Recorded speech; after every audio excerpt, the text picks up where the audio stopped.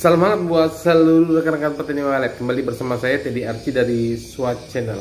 Ya teman-teman, ketika ditanya mana yang lebih baik, menggunakan rumah monyet atau tidak menggunakan rumah monyet untuk desain sebuah gedung walet, maka saya bisa menjawabnya bahwa itu tergantung dari lokasi di mana gedung tersebut berada.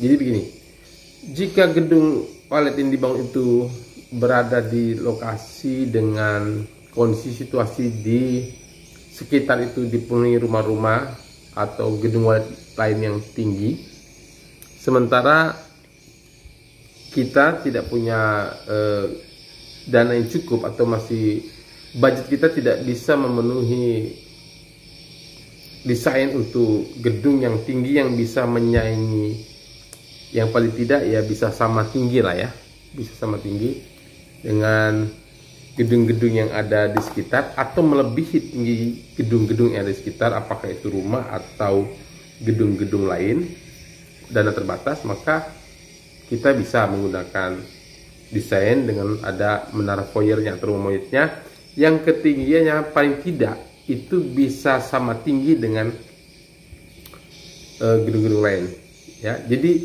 ketinggian menara monyetnya itu bisa setidaknya sama lah ya dengan gedung-gedung yang ada di sekitar, yang dekat, yang terdekat, yang dekat-dekat ya, itu dalam jarak 20 atau 30 meter radiusnya, itu dia bisa sama tinggi setidaknya.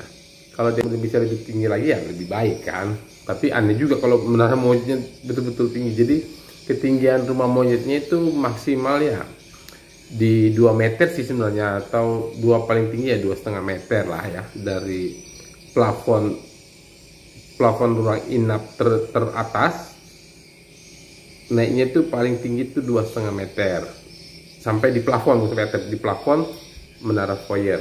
Kalau lebih tinggi lagi ya enggak baik juga gitu ya, mau tidak mau ya seperti itu teman-teman, menara foyernya atau rumah monyetnya.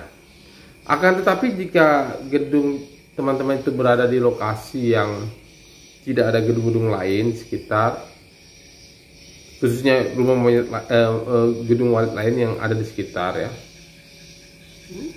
tidak lebih tinggi, tidak ada gedung walet lain di sekitar yang tinggi, mungkin dia gedung tunggal atau mungkin hanya 1-2 gedung di situ yang jaraknya jauh ya, dan tidak ada juga rumah misalnya yang tinggi, karena kan kalau gedung walet pasti tinggi ya, jarang sekali rumah bisa setinggi gedung walet, kecuali rumah 2-3 lantai lah baru bisa sama dengan sebuah gedung walet.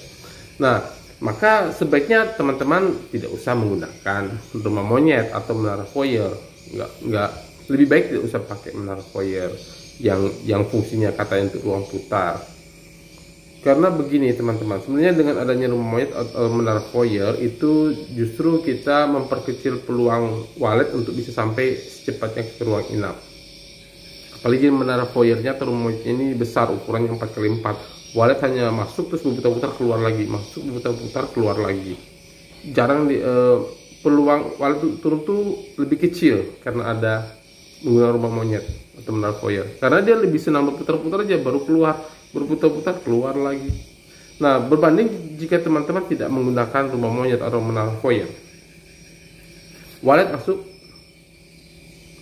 masuk ketika dia berputar dia bisa langsung belok masuk ke ruang inap, karena ketinggian ruang foyernya atau ruang yang teman-teman kemudian sebut ruang putar itu, dia masuk, ketika dia putar dia akan ketemu Twitter tarik untuk menariknya masuk. Dia tidak perlu turun dulu ke bawah baru masuk ke ruang inap, tapi ketika dia berputar dia bisa langsung tertarik untuk hinggap di tertarik ruang inap, dilar, atau dia kemudian bisa langsung masuk. Jadi peluangnya gedung dengan yang tidak menggunakan menara foyer itu atau tidak menggunakan rumah monyet itu peluangnya lebih besar untuk bisa secepatnya walet masuk ke ruang inap di lantai teratas. Kemudian ruang putar itu juga sebenarnya membuat walet hanya berputar-putar aja. Kita menciptakan ruang dia untuk berputar ya berputar-putar aja baru keluar lagi begitu. Jadi maka Maka oleh karena itu ketika kita membuat masuk untuk ruang foyernya atau ruang putarnya itu, sebaiknya ukurannya jangan bujur sangkar ya. Misalnya buatlah 4x3 gitu ya, atau 4x3,5, atau 2x4 ya. Jadi dia tidak berputar, begitu masuk dia akan tertarik untuk masuk ke dalam ruang inap, masuk ruang inap. Karena kalau teman-teman lihat postingan yang dibuat tuh kan, obat berputar-putar di ruang putar tuh ya, di menara foyer putar-putar, itu kan video di pagi hari ketika walet itu mau keluar. Memang berbeda walet yang ketika mau masuk kalau banyak berputar dalam tuh nggak ada lah. Kalau walet sore itu begitu pulang langsung masuk. Sementara kalau ada postingan-postingan itu pasti kebanyakan walet itu keluar lah, berputar-putar keluar, bukan berputar turun, enggak, berputar-putar keluar.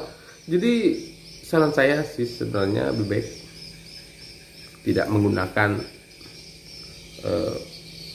menara foyer atau rumah monyet kalau kita mulai akan membangun gedung baru ya. Akan tetapi bagaimana teman-teman yang sudah punya membangun gedung dengan menara foyer, sementara situasinya di lokasi tanpa persaingan, ya maka diakalilah misalnya LMB-nya itu diturunkan ke bawah gitu, diturunkan pasti ke bawah ya, diturunkan agar lebih mendekati pintu masuk ke ruang inap gitu. Jadi dia jarak antara pintu masuk dengan lar di lantai atas tuh semakin dekat jaraknya, sehingga lebih cepat mengakses lar itu pintu masuk.